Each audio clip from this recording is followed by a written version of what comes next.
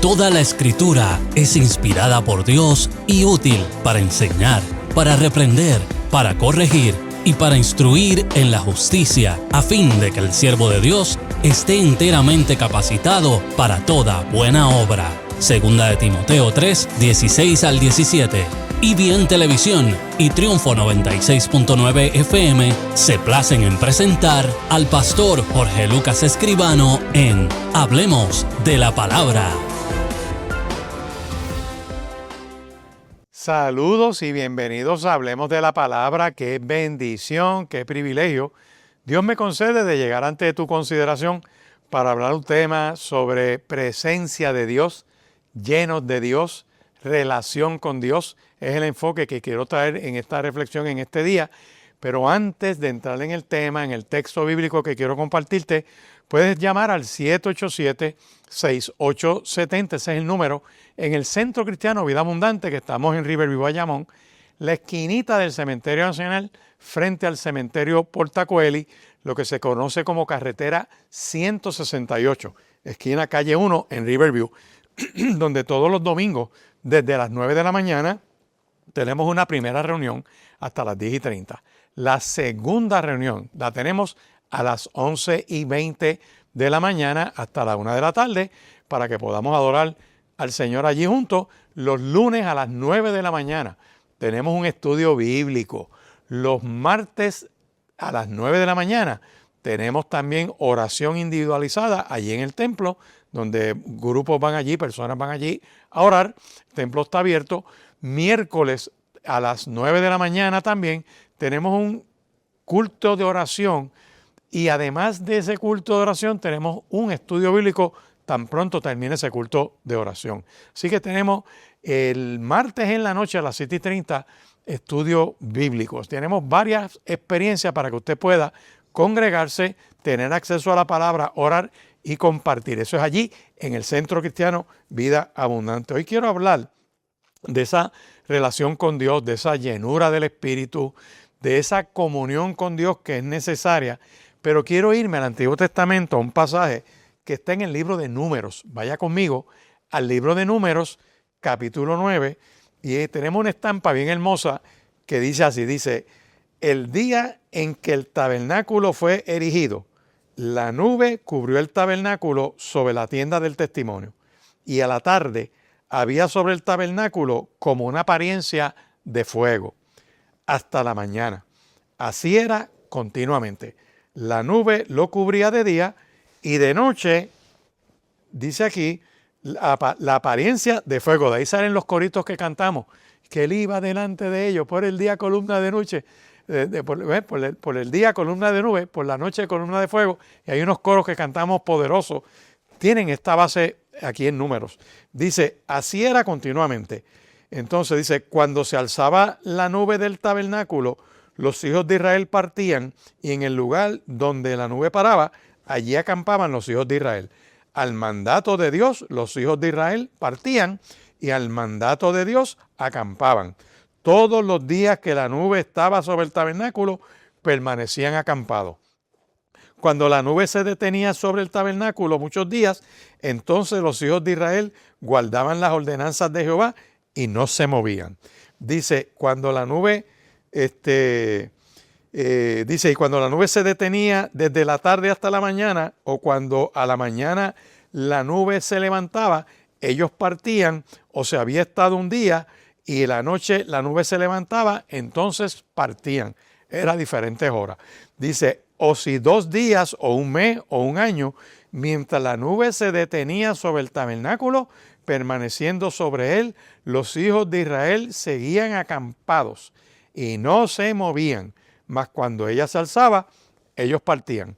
Al mandato de Jehová acampaban, al mandato de Jehová partían, guardando la ordenanza de Jehová, como Jehová lo había dicho por medio de Moisés. Esta estampa es interesantísima porque queremos evaluar, ¿verdad? ¿Cómo está tu vida cristiana? Cuando tú miras el Antiguo Testamento, tenemos que recordar que todo lo que hay ahí apunta al Mesías que va a venir. Apunta a lo que va a ser esa relación de Dios con el hombre. apunta al Dios que sale al encuentro de la humanidad por medio de Cristo. Para el pueblo judío, el Mesías que ha de venir.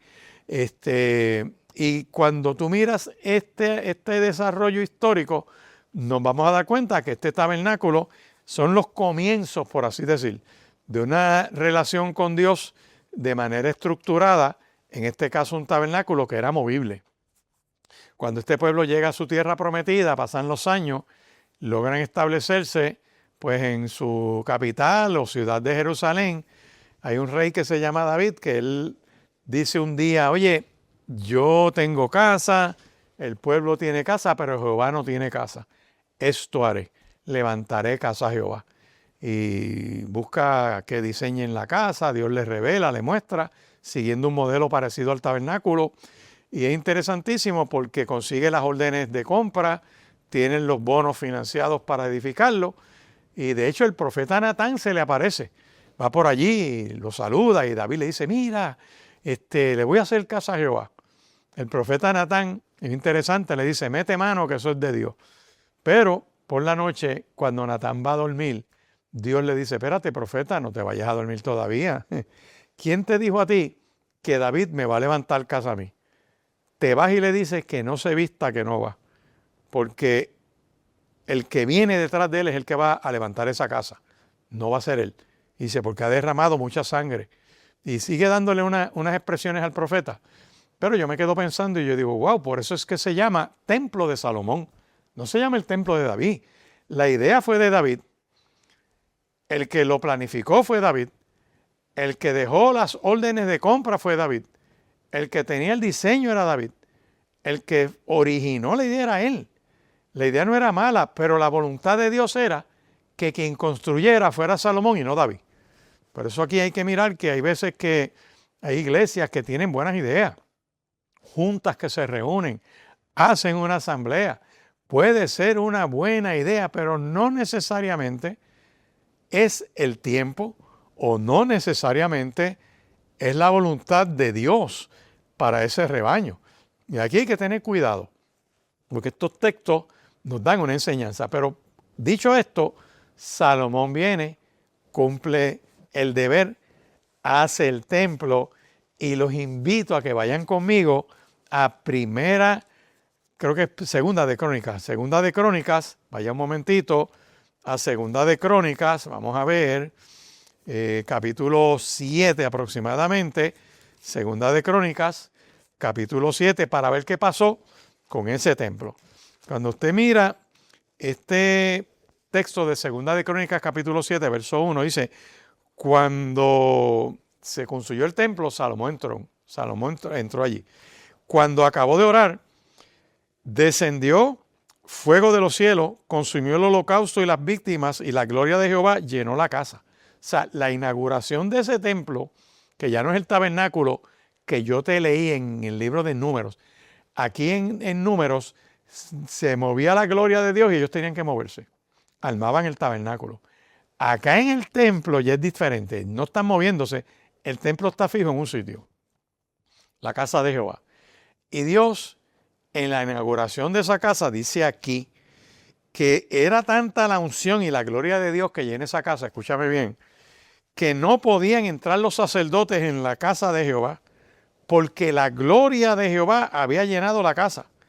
Cuando vieron todos los hijos de Israel descender el fuego y la gloria de Dios sobre esa casa, se postraron sobre sus rostros en el pavimento y adoraron y alabaron a Dios diciendo, porque Él es bueno y su misericordia para siempre. Entonces el rey y todo el pueblo sacrificaron víctimas delante de Jehová. Y ofreció el rey Salomón en sacrificio 22,000 bueyes, 120,000 ovejas. Y así dedicaron la casa de Dios el rey y todo el pueblo. Y los sacerdotes desempeñaban su ministerio. También los levitas con los instrumentos de música de Jehová, los cuales había hecho el rey David para alabar a Jehová, porque su misericordia es para siempre, cuando David alababa por medio de ellos. Asimismo, los sacerdotes tocaban trompeta delante de ellos, y todo Israel estaba de pie.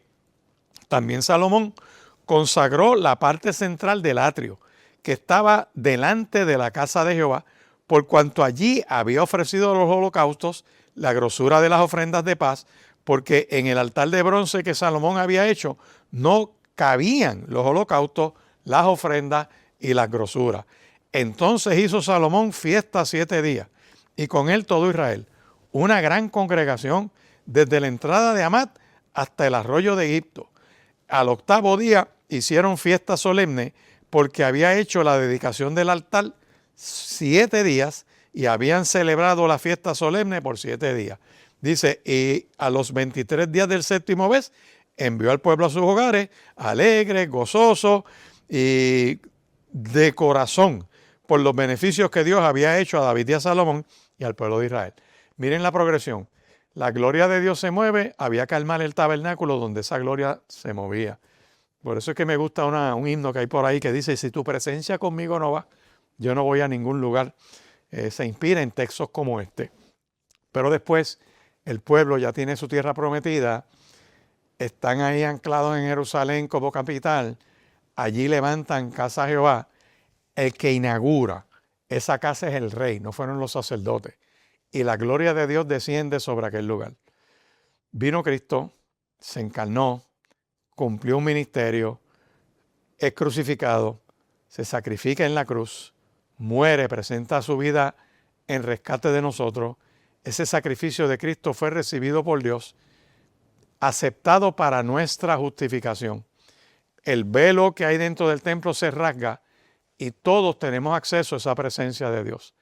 Cristo es el gran sumo sacerdote que entra, no a un templo hecho de mano, sino que entró a los cielos, a la misma presencia de Dios, al trono de la gracia, al mismo que el profeta Daniel vio en su visión, donde decía que el Hijo del Hombre caminaba alrededor de ese trono en la presencia del Anciano de Días. Y cuando Cristo es juzgado en la tierra, pues nada más y nada menos que el sacerdote Caifás, que Caifás le dice, te conjuro por el Dios viviente, dinos si tú eres el Cristo. Y Cristo le contesta y le dice, tú lo has dicho.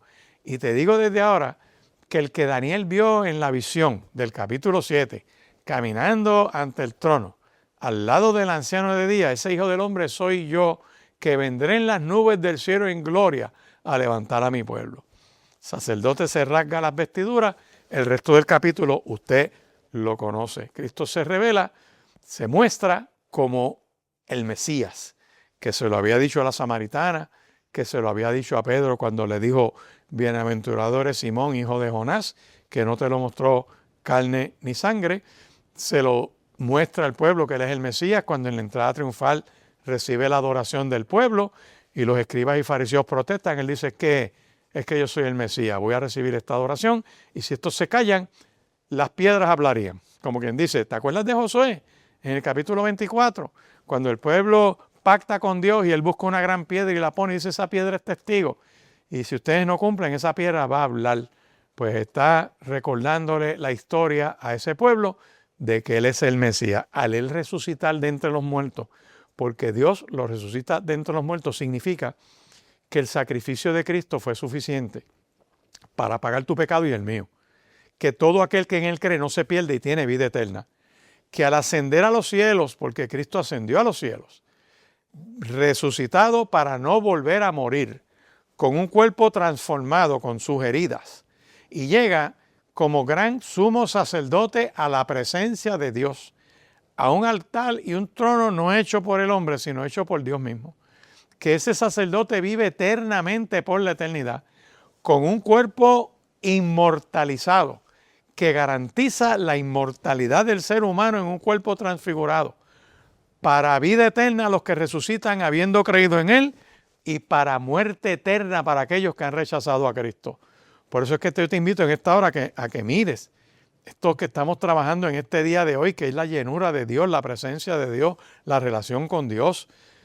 Y tomo como base Números capítulo 9 para que veas la progresión que luego de Cristo tú y yo pasamos a ser linaje escogido, real sacerdocio, nación santa, pueblo adquirido por la sangre de Cristo. Hemos sido comprados a precio de sangre. Le pertenecemos a Dios. Pasamos a ser parte del cuerpo de Cristo. Cristo habita y mora en nosotros por el Espíritu Santo. Ahora el creyente, escúchame bien, no necesita un tabernáculo que va detrás de la gloria de Dios, no necesita un templo donde la gloria de Dios viene sobre ese templo, sino que el creyente mismo, tú y yo, somos templo del Espíritu Santo, donde ese Cristo, que es la gloria de Dios, y ese Espíritu Santo hacen posible que habite en nosotros. Estamos llenos de esa gloria de Dios. Por eso es que Primera de Corintios, capítulo 6, dice, oye, ¿o ignoráis que vuestro cuerpo es templo del Espíritu Santo de Dios y que no sois vuestros? O sea, no nos pertenecemos a nosotros mismos, pero gózate tranquilo, porque ese cuerpo que tú y yo tenemos, que se deteriora, que se va desgastando, como dice la Escritura, que este exterior se desgasta, no obstante el interior se renueva de día en día. Somos templo del Espíritu Santo. Y cuando Cristo regrese en gloria, seremos transformados en un abrir y cerrar de ojos. Cierre y abra los ojos un momento. Así de rápido va a ser esa transformación cuando Cristo venga. Primero Tesalonicenses nos dice bien clarito a nosotros que, hermanos, no quiero que ignoréis acerca de los que duermen como aquellos que no tienen esperanza. Porque hay unos que no tienen esperanza. ¿Por qué? Porque no aceptaron a Cristo como Señor y Salvador. Pero hay otros que tenemos esperanza. Que si creemos que Jesús murió y resucitó, también creemos que Dios traerá con Cristo a los que murieron creyendo en Cristo. Y sus almas, espíritu, vienen a la tierra, se levantarán los cuerpos, el mal entregará a sus muertos, esos cuerpos serán transformados para unirse con esos cuerpos, esas almas, espíritu, y también los que estén vivos, que hayamos quedado, que estemos vivos en el momento que Cristo venga, no pasaremos por muerte física, sino que seremos transformados. Todo ese grupo sube a los cielos. Inmediatamente comienza la gran celebración de unas bodas y de un tribunal de premiación. Mientras en la tierra se desata lo que la palabra conoce como la semana 70 de Daniel, narrada en detalle, no solamente en el libro de Daniel, sino que también lo vas a ver en Marcos capítulo 13, lo vas a ver en Apocalipsis, desde el capítulo 4 hasta el capítulo 19 de Apocalipsis. Es un detalle de lo que ocurre en esa semana número 70, que se compone de 7 años de tribulación o gran tribulación. 3 años y medio de una parte, a mitad de esos 3 años y medio, o de esos 7 años, se revela ese falso profeta y ese anticristo, y viene una serie de eventos posteriores. ¿Y por qué te traigo esto? Porque Cristo ahora mismo está en ese tabernáculo celestial, no hecho por el hombre, oficiando delante de Dios, para que tú y yo tengamos comunión con el Dios que hizo los cielos y la tierra. Así que en ese contexto histórico, en la época de Cristo, cuando Cristo viene, ese segundo templo, ese templo, había perdido ya su eficacia. Te dije, citando Segunda de Crónicas, capítulo 7, que cuando lo inaugura el rey Salomón, la gloria llegó. Pero en ese capítulo 7 dice que cuando terminó pues Salomón esa casa de Jehová, y él hizo todo lo que quería hacer y se propuso en su propia casa, Dios lo prosperó. Pero Dios se le aparece a Salomón de noche y le dice, oye, por segunda vez se le aparece, le dice, yo he oído tu oración y he elegido para mí este lugar por casa de sacrificio. Si yo cerrare los cielos para que no llueva, y si mandara a la langosta que consuma la tierra, y si enviare pestilencia a mi pueblo, si se humillare mi pueblo, sobre el cual mi nombre es invocado, y oraren, y buscaren mi rostro, y se convirtieren de sus malos caminos y dejan la poca vergüenza, yo los oiré desde los cielos. Voy a perdonar sus pecados y voy a sanar su tierra. O sea, para que descienda la sanidad de Dios sobre Puerto Rico, todo el mundo se tiene que humillar a Dios. No solo los aleluya y los creyentes y los católicos y los judíos y los pentecostales y los evangélicos.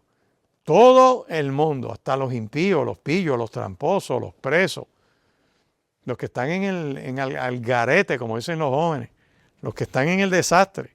Dice que si todo el mundo busca el rostro de Dios y se convierte de la poca vergüenza, Dios oye desde los cielos, perdona el pecado y sana la tierra. Se desata una sanidad, se detiene la plaga de asesinatos que hay en esta tierra, se detiene los asesinatos de niños en el vientre materno. Esos médicos entran a la conciencia de que no pueden seguir asesinando bebés en el vientre materno. Dice, ahora están abiertos mis ojos y atentos mis oídos a la oración en este lugar. Dice, porque ahora he elegido y separado esta casa para que en ella esté mi nombre para siempre. Y mis ojos y mi corazón estarán ahí para siempre. Y si tú caminaras delante de mí como anduvo David tu padre, y haces todas las cosas que yo te mando, y guardas mis estatutos y mis decretos, yo voy a confirmar el trono de tu reino como pacté con David tu padre, diciendo, no te faltará varón que gobierne ¿qué? Que gobierne esta casa. Todo eso ocurrió al principio del reinado de Salomón, finales del reinado de David. Pero ¿por qué te leo esto? Porque hay la tendencia a veces del pueblo de idolatrar los sitios, lo que en algunos estudiosos de la palabra le llaman pureza ritual. Tú ves que en la iglesia, no, yo no me atrevo a pararme en ese altar, muchacho. ¿Usted cree? Y la gente piensa que Dios nada más está en el altar.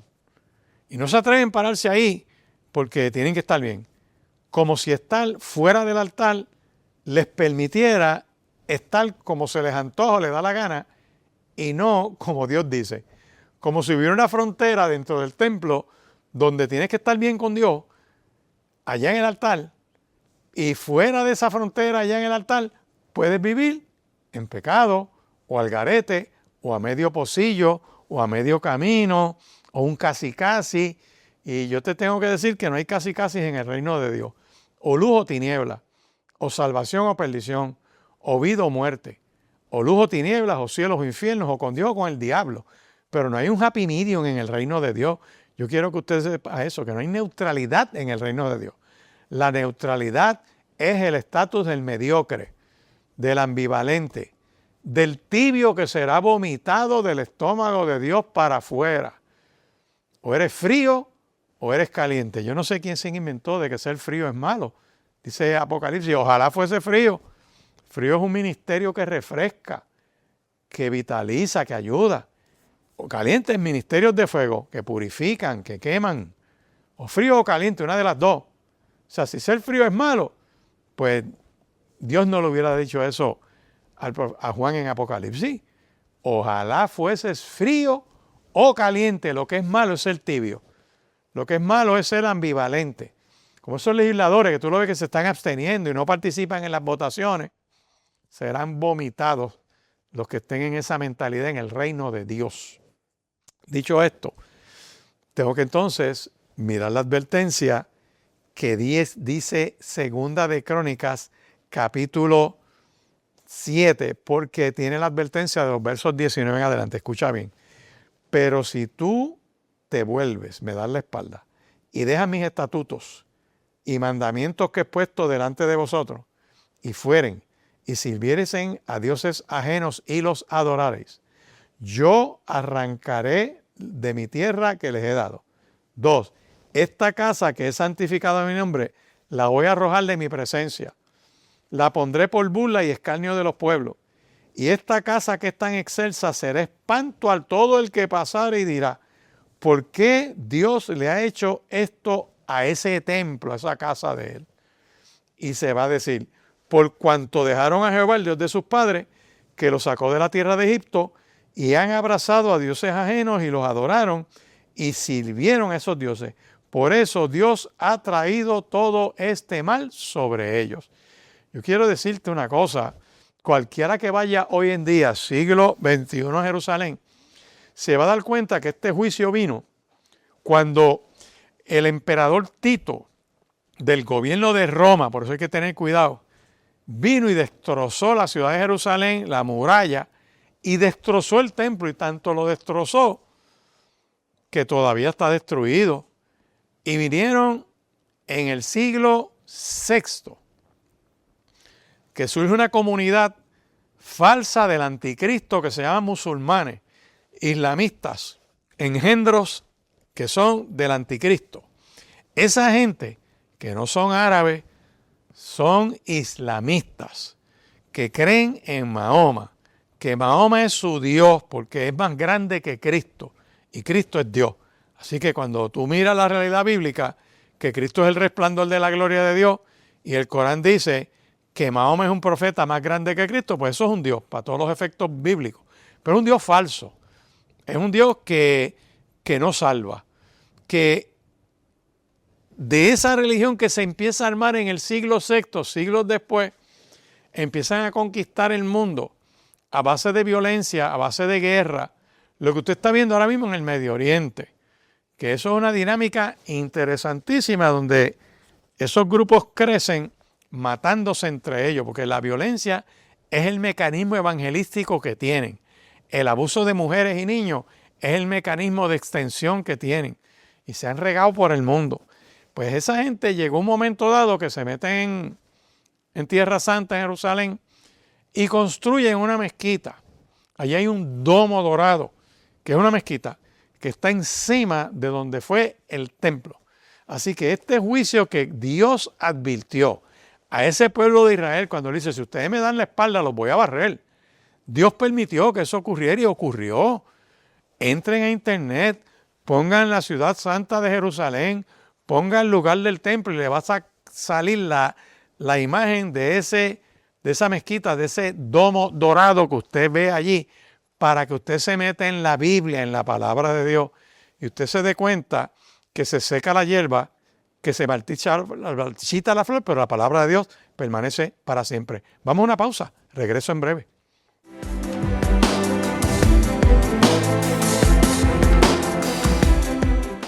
La fe más profunda no se hereda por casualidad, sino que se cultiva con amor y paciencia a través del ejemplo que das a tus hijos cada día. Al instruir a las nuevas generaciones en el camino del Señor, estás asegurando un legado que transformará el futuro de tu linaje y de nuestra sociedad. Conéctate a nuestra señal para fortalecer los valores que mantienen a tu familia unida bajo la bendición del Altísimo. EBN, Canal 46.1, el canal de la familia. Analizando los recientes acontecimientos en el país, centrados en la aplicación de la palabra de Dios, todos los martes a la 1 de la tarde sintoniza Hablemos de la Palabra con el pastor Jorge Lucas Escribano a través de EBN Canal 46.1.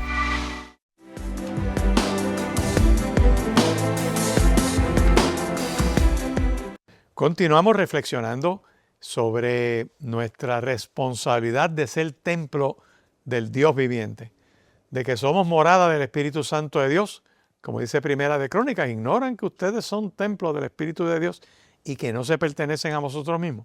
Y entramos en un mirar, por así decir, que tiene que ver con el templo que se construyó, que lo levantó Salomón, aunque era idea de David, y precursor de esa realidad era cuando la gloria de Dios se movía con la columna de nube y de fuego, y donde se detenía, el pueblo tenía que ir allí a armar un tabernáculo, que siglos después, al llegar a su tierra prometida, o años después, al llegar a su tierra prometida, están establecidos y que tienen que levantar un templo, porque David dice, le voy a levantar casa a Jehová.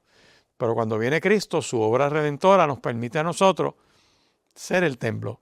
De hecho, tanto en Primera de Crónicas, capítulo 2, Dios le dice a Salomón, si no hacen las cosas bien y me dan la espalda, ese templo lo voy a demoler.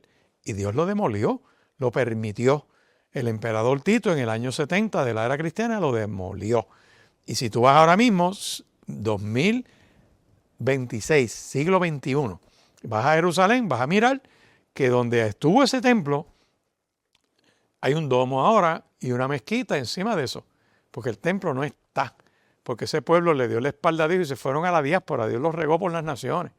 Y después vino un movimiento de restauración de Dios que empezaron ya a comienzos de los 1900 a moverse, una inquietud, empezaron a regresar y ya para 1948 se declaran nación y desde allá para acá han ido creciendo y ya pues esa nación lleva varios años y están regresando de diversas naciones conforme a la profecía. Pero lo que quiero trabajar con esto es que todo ese símbolo del tabernáculo de la época de Cristo, del Señor en el desierto y de Cristo en el templo posteriormente, apunta a la relación de uno con Dios. Y yo tengo aquí unas notas que puse hablando de lo que es que ese templo en la época de Salomón, tiempo después, pierde su gloria. Cuando Cristo viene, habían decaído espiritualmente, el fuego del altar se había apagado, el lugar santísimo estaba vacío, no estaba el arca del pacto, ya no había nube de la gloria de Dios en el lugar santísimo. El fundamento que nosotros tenemos aquí nos dice a nosotros que esa nube de por el día y la de fuego por la noche, pues ya no había una manifestación en ese templo. La pregunta para nosotros es, ¿cómo estamos como templo de Dios? ¿Qué papel juega la presencia de Cristo en nuestra vida, esa gloria de Dios? El libro de Hebreos capítulo 1 dice que Cristo es el resplandor de la gloria de Dios, la imagen misma de su sustancia. Y si habita en nosotros y nosotros somos templo, tiene que haber gloria de Dios en nosotros. Y no es una cosquilla, no es algo sensorial como en el paganismo, sino cómo eso impacta nuestra voluntad, lo que pensamos, lo que hacemos, en lo que participamos. Así que le estás enseñando a tu familia a depender de Dios, a tus primitos, a tus sobrinitos, a los chamaquitos que vienen subiendo, a los jóvenes, a los niños. Estás enseñando en la iglesia reverencia al Señor, respeto en la casa del Señor, te dirige el Espíritu Santo. Son preguntas que nosotros tenemos que hacerlo, ¿verdad? Las evidencias del Espíritu o la manifestación del Espíritu o la obediencia a Dios por medio del Espíritu, ¿cómo se demuestra en una congregación? ¿Cómo se demuestra en un pueblo que dice adorar a Dios? Pues número uno, vamos a ver que tiene que haber obediencia a la palabra.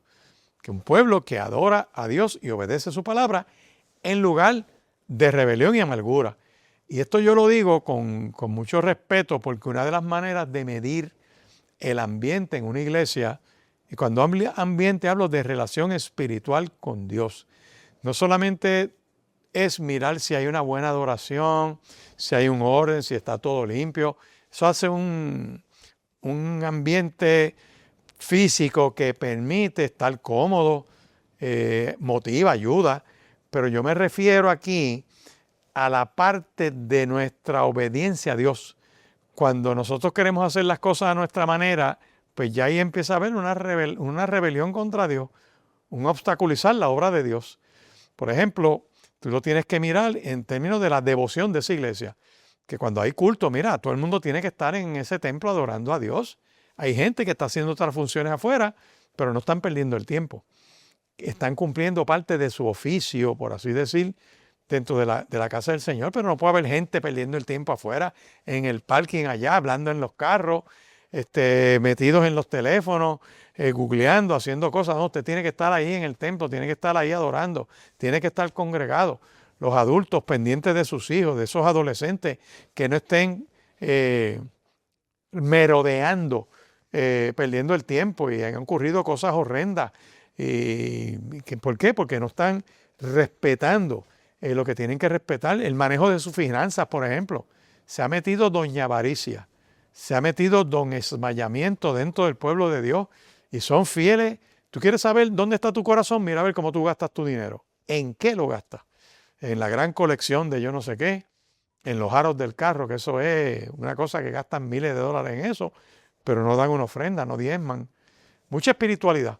Gente que llegan, usan el viejo truco, llegar al templo, se arrodillan a orar, están orando hasta que pasa todo y se paran y dejan de orar cuando viene la predicación. ¿Por qué? Bueno, porque no diezman ni ofrendan, y eso es una manera de disimularlo bien espiritual. O sea, no meten un centavo para la obra del reino de Dios. Cuando tú miras Malaquías, tú dices, wow, estos tienen un problema, le están robando a Dios. En un lenguaje de calle son unos pillos. El que no diezma y ofrenda, pudiendo hacerlo, le roba a Dios. Pero si hay avaricia en lugar de generosidad, no eres templo del Espíritu Santo. El amor en lugar de la indiferencia. ¿Por qué ustedes creen que cuando Dios se le aparece a Caín en Génesis capítulo 4, verso 9, le dice, oye, ¿dónde está tu hermano Abel? Fíjate que cuando Caín mata a Abel y esconde el cadáver, sigue como si nada y Dios se le aparece y le dice a Caín, oye, ven acá, ¿dónde está tu hermano Abel? Y Caín le dice, yo no sé, eso es como el que está preso por asesinato que escondió el muerto y no acaba de decir dónde está el muerto para que esa familia lo pueda enterrar y cerrar ese dolor. Pues están como con esa mentalidad de Caín, yo no sé, le digo a Dios. Y ahí es que Dios le dice, ¿qué hiciste? Porque la sangre de tu hermano genera un dolor, una voz que llega a mi presencia. La pregunta que Dios le hace a Caín, mira qué interesante, distinto a Adán en Génesis 3:9. A Adán le dicen, ¿dónde estás tú? Pero a Caín le dice, ¿dónde está tu hermano? Esa pregunta lo que plantea es lo que se llama la responsabilidad moral que todos tenemos. A mí me debe importar mis hermanos en la iglesia. Yo por eso no canto ese corito que dice, yo no sé a lo que tú has venido, pero yo vine a adorar a Dios. Como que lo importante es que yo me conecte con Dios y a ti que te lleve el diablo. Eso no funciona así. A mí sí me importa que tú te congregues. A mí sí me importa lo que me está pasando. A mí sí me importa lo que tú has venido. Yo he venido a adorar a Dios, pero me importa también que tú tengas bendición de Dios. Que la gloria de Dios nos cubra a los dos.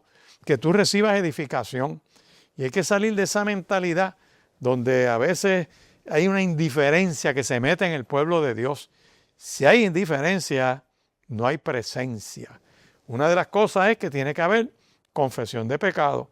Todo encuentro con Dios trae confesión de pecado en lugar de ocultarlo, de taparlo.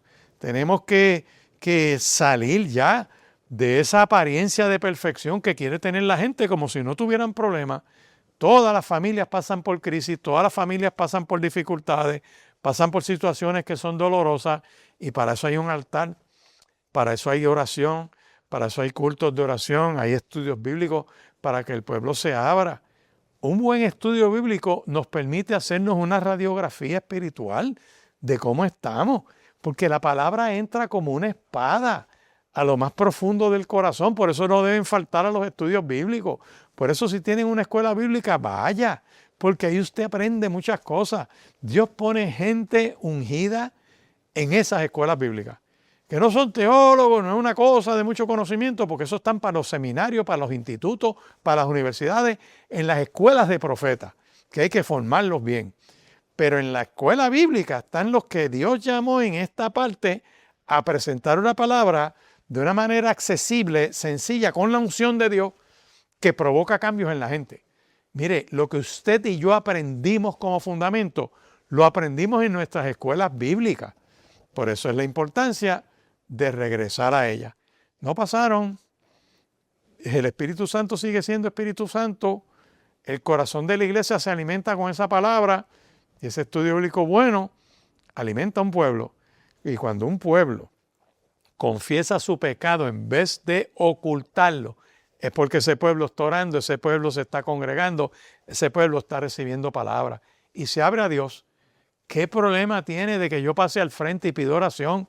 Porque necesito que Dios me levante, que Dios me restaure, que sea el pastor, aunque sea el líder de qué sé yo. Pero como se quieren aparentar una perfección, una santidad, es una santidad que se ha metido donde nadie suda ni apesta. Es una santidad donde todos aparentan que están bien, donde otros necesitan de Dios, pero yo no.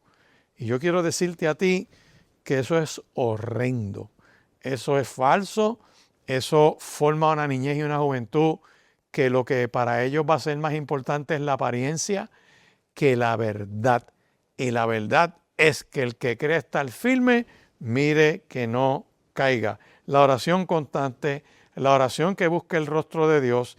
Así que cuando tú miras ese antes, y yo pongo unas notas aquí que son centrales, donde Cristo se revela y se muestra en ese fuego que había, esa columna de nube para guardarlo por el día, y ese fuego total de Dios, ese fuego, esa luz que alumbraba de noche. Por eso es que Cristo viene siglos después y se presenta y les dice en Juan capítulo 8, yo soy la luz del mundo. Yo soy esa columna de fuego que este pueblo veía. Ese yo soy fuego de Dios que los acompañó en todo ese camino. Yo soy el pan de vida, el que ponían en la mesa de los panes. Yo soy ese pan. Yo soy el pan que descendía del cielo para alimentar un pueblo y darle comer en el desierto. Yo soy ese pan. Por eso es que Cristo en la cena toma el pan, lo parte y dice: este es mi cuerpo que por vosotros es partido. Hagan esto en memoria de mí. Por eso es que Cristo dice: yo soy la puerta. Al que por mí entre, hallará el alimento de Dios. No hay otro acceso, la puerta es Cristo. También dice Cristo: yo soy el buen pastor. Eso está en Juan capítulo 10, versos 11 y verso 14, y lo dice 2 veces. Yo soy el buen pastor, yo pongo mi vida por las ovejas. Y estoy pendiente de ustedes para guardarlos del mal, guardarlos de los peligros, de los lobos, de buscarle buen alimento. Por eso es importante estar agarrado de Cristo. Cristo dijo más: yo soy la resurrección y la vida. El que cree en mí, aunque esté muerto, vivirá. Y todo el que vive y cree en mí, no morirá eternamente. Por eso es que la resurrección de Cristo garantiza la de nosotros. Se le dice el primogénito de los muertos. En otras palabras, Cristo es el primero en resucitar para no volver a morir jamás. Y está a la diestra del Padre oficiando por nosotros. Cristo dijo: yo soy el camino, la verdad y la vida. Nadie viene al Padre si no es por mí. Mire todos esos yo soy de nuestro Señor y Salvador Jesucristo. Cuando dijo: yo soy la luz del mundo, lo que le está recordando a ellos es que Él es la luz de la vida. Cuando vamos a Juan, busca un momentito Juan capítulo 1, que te dice ahí bien claro quién es Cristo, y te dice que en el principio era el Verbo, y el Verbo era con Dios, y el Verbo era Dios. Cristo es el Verbo de Dios. Cristo es Dios. Dice: este era en el principio con Dios.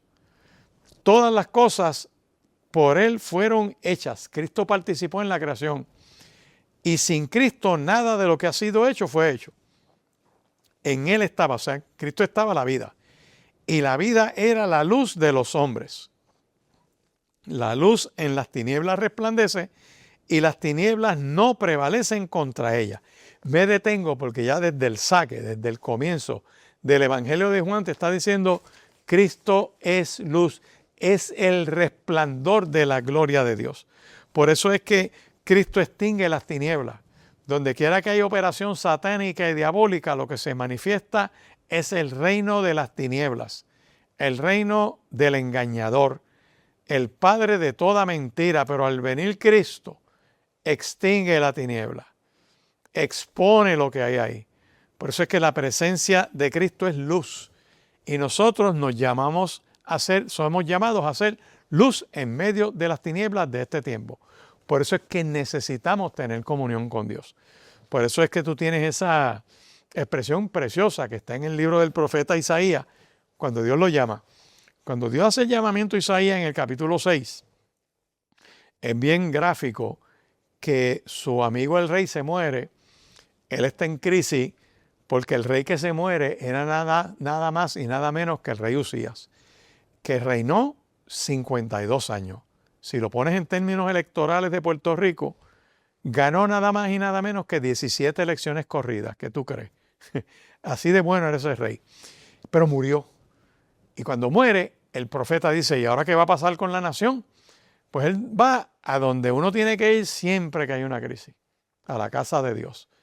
Y cuando él entra a la casa de Dios para orar y darle las quejas a Dios, preocupado por el pueblo, Dios le mete una visión que dice: en el año en que murió el rey Usías, yo vi al Señor sentado sobre un trono alto y sublime. Las faldas llenaban el templo. Por encima de él habían serafines. Cada uno de esos serafines tenían 6 alas, que con 2 cubren su rostro, con 2 cubren su cuerpo, con 2 vuelan, y para lo único que abren la boca es para decir: Santo, Santo, Santo, Jehová de los ejércitos. Toda la tierra está llena de tu gloria. Dice que los quiciales de las puertas se estremecen, la casa se llena de humo, Y la reacción del profeta cuando ve esa gloria de Dios es que él grita y dice, soy muerto, porque soy un hombre inmundo de labios y vivo en un pueblo que tiene labios inmundos.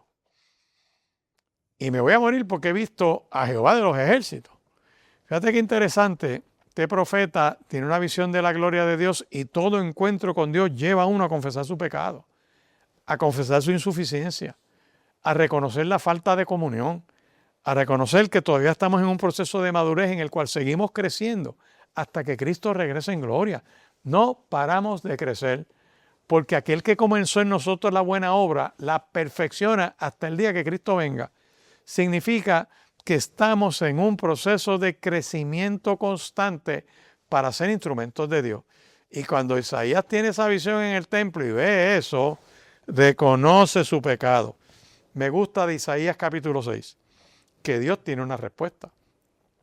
Cuando uno baja la apariencia, el fronte, la pantalla, el cascarón, y se abre y le dice a Dios con sinceridad lo que uno está viviendo y lo que uno es, y lo que uno piensa y lo que uno cree, la respuesta de Dios en Isaías es la misma de siempre.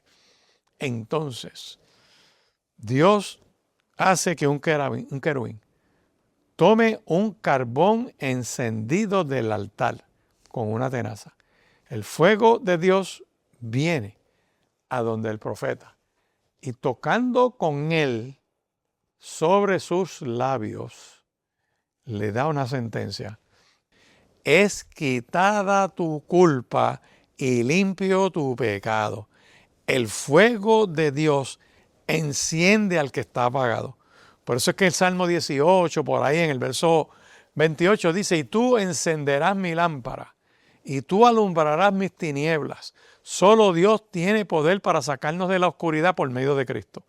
Por eso es que en esa expresión de ese fuego de Dios, el querubín le dice, es quitada tu culpa y limpio tu pecado. Es que todo el que confiesa su pecado y se aparta, alcanza la misericordia de Dios. Dios te limpia, te liberta. El único que te quita el pecado es Cristo, al aceptarlo como tu Señor y tu Salvador. Y cuando tú miras esta palabra poderosa, te vas a dar cuenta que esa manifestación es posible todavía en un tiempo como este, cuando uno, reconociendo presencia de Dios, es llevado a confesar lo que tiene que confesar. El pecado no se le da terapia, al pecado no se le da consejería, el pecado no se medica. El único remedio que hay para el pecado es la sangre de Cristo derramada en la cruz del Calvario. Por eso es que la evidencia de la presencia del Espíritu Santo en toda congregación donde se adora y se glorifica el nombre del Señor, tiene que haber comunión en ese pueblo, adorando y bendiciendo al Señor. Mira, la obra de Cristo en nosotros, en nuestro lugar y a nuestro favor, nos da comunión con Dios. Tenemos acceso al trono de la gracia para hallar misericordia y oportuno socorro, como lo dice el libro de Hebreos. Dios no habita en templos hechos de mano, dice Hebreos capítulo 7, sino que el Dios que hizo el mundo y todo lo que hay en ese mundo, que es el dueño del cielo y de la tierra, que no vive en templo de manos hecho por hombre, tampoco necesita la ayuda de nadie. Al contrario, Él es quien da vida, da aire a todo el que lo necesita. Ese es el Dios que nos permite ser luces en medio de las tinieblas de este tiempo y que su obra en nosotros nos encienda. Y yo te invito en esta hora a que tú pongas tu confianza en ese Dios que hizo los cielos y la tierra. Dios quiere morar en nuestros corazones, que mantengamos una comunión con Él, que es constante, que el cristiano no puede vivir su vida sin la presencia de Dios. Por eso comencé el programa hablándote de Números capítulo 9, que ese pueblo donde quiera que iba la presencia de Dios se movía, que después iban al templo a esperar esa manifestación de esa presencia.